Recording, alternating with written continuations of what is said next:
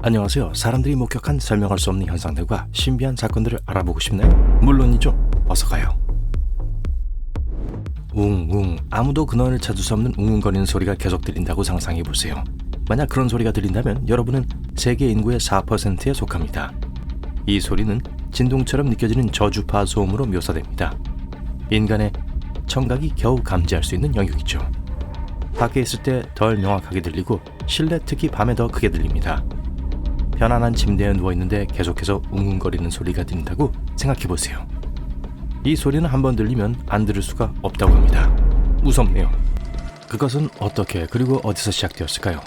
가장 초기의 사례는 영국 브리스톨에서 기록되었고 1970년대 중반으로 거슬러 올라갑니다. 많은 다른 사례들이 영국 전역과 전 세계에서 보고됐어요.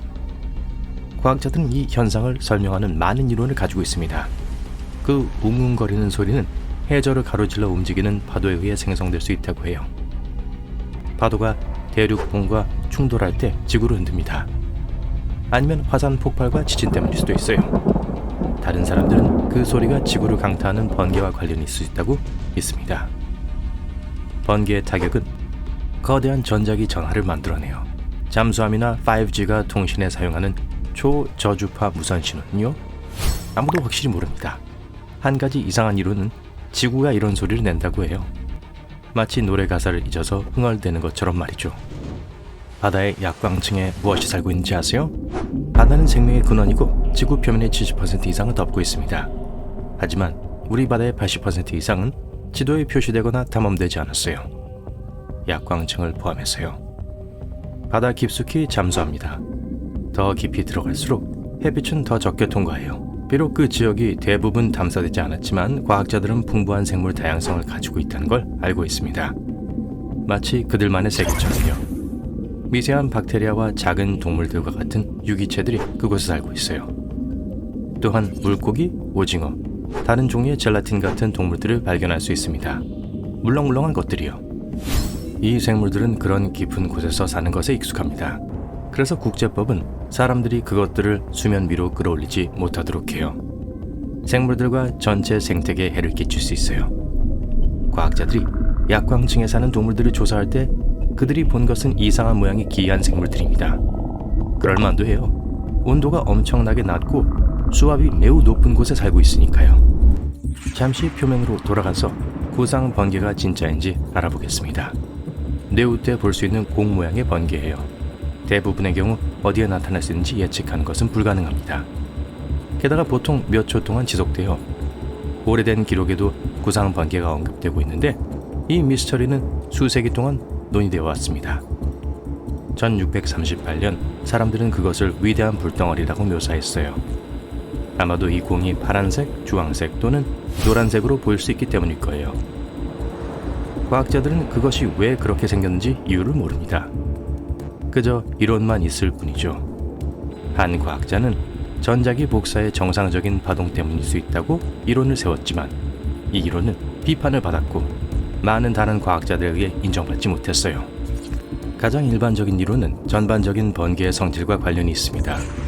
구름 내부 또는 폭풍 구름과 표면 사이의 양과 음의 불균형으로 인해 발생하는 방전이죠. 과학자들은 번개가 주변 공기를 태양 표면보다 5배 더 뜨거운 온도로 가열할 수 있다고 말합니다. 공기는 즉시 팽창하고 진동하여 천둥을 생성해요. 하지만 이것은 여전히 왜 이 번개가 공 모양인지는 설명하지 못합니다. 많은 사람들이 인도의 럭나우 근처 하늘에서 이상한 불빛의 행렬을 봤다고 보고했어요. 또한 이 불빛들의 사진과 비디오가 찍혔기 때문에 확실히 거짓말이 아닙니다. 이상한 불빛들이 하늘을 가로질러 천천히 움직이고 있었어요. 이런 현상들이 일어날 때마다 그렇듯이 사람들은 우주에서 온 다른 문명이 우리를 방문하고 있다고 생각했어요. 어떤 사람들은 또한 이것이 사람들의 영혼일 수 있다고 믿었습니다. 과학은 소셜미디어에서 이 모든 논의를 중단시켰어요. 그 빛나는 점들은 스타링크 50일 위성 열차였던 것으로 밝혀졌습니다. 다음 미스터리는 하늘에서 떨어진 젤리 같은 물방울입니다. 정원에서 조용한 아침을 보내는 것을 상상해보세요. 어느 순간 비가 내리기 시작합니다. 하지만 빗방울 대신 젤라틴 같은 끈적끈적한 덩어리들이 땅에 떨어졌어요. 1994년 여름 워싱턴주 오크빌에서 일어났던 일입니다. 이후 3주 동안 같은 현상이 5번 더 발생했어요. 그 지역의 사람들은 젤리 같은 반투명 덩어리를 보고했습니다. 하지만 더 있어요. 이런 비가 내린 후 사람들은 아프기 시작했고 독감과 같은 증상을 보이기 시작했습니다. 전문가들은 샘플을 조사했고 오크빌 빗방울에서 2 종류의 박테리아를 발견했어요. 흥미롭게도 심지어 워싱턴 보건부에도 남아있는 샘플이 없습니다. 이 사건은 2번 다시 일어나지 않았어요. 애초에 왜 그런 일이 일어났는지 여전히 미스터리입니다. 다음은 요정의 고리예요. 엘프의 고리라고도 하죠. 이 현상은 완벽한 원을 형성하는 균류에서 이런 별명을 얻었습니다. 왜 이런 원들이 생길까요? 많은 나라의 요정의 고리에 대한 전설과 이야기가 있습니다. 예를 들어 영국과 켈트족의 민속학에서는 이름에서 알 수 있듯이 요정이나 엘프들이 원을 그리며 춤을 추면서 이런 고리를 만든다고 해요. 이제 우리는 개별적인 균류가 표면 아래에서 자라고 많은 작은 가닥을 원 모양으로 싹트게 한다는 걸 알고 있습니다. 그렇게 1년이 지나면 짜잔! 버섯은 표면으로 나와 엘프 고리를 만듭니다. 흥미롭게도 처음에 이 원들은 작아요. 하지만 곰팡이가 나이가 들면서 더 커집니다. 다음 미스터리는 물고기와 관련이 있어요. 언뜻 보기에는 평범해 보입니다. 이 물고기는 다른 물고기들처럼 바다에서 헤엄치고 숨을 쉬기 위해 아가미를 사용해요. 하지만 한 가지 미스터리를 숨기고 있어요. 다른 물고기들과 달리 색줄멸은 육지에서도 숨을 쉴 수 있어요. 이 물고기는 번식하기 위해 물 밖으로 나옵니다. 3월에서 8월 사이에 만조가 평년보다 높을 때 초승달과 보름달이 뜬 후 며칠 밤 동안 이 과정을 볼 수 있어요. 만조는 물고기를 해변으로 데려갑니다. 그곳에서 암컷들은 고리로 모래에 구멍을 파요. 수컷들은 알을 수정시키기 위해 주위로 몸을 구부립니다. 이것은 30초밖에 걸리지 않고 모두들 물로 돌아가요. 알이요? 알은 모래 속에 숨어 있어요. 10일에서 14일 후에 작은 물고기들이 바다로 돌아옵니다. 조승달이나 보름달이 밀물을 일으키고 파도가 알을 다시 물속으로 끌고 가죠. 파도는 어린 물고기들을 집으로 데려갈 뿐만 아니라 알의 보호막을 깨뜨립니다.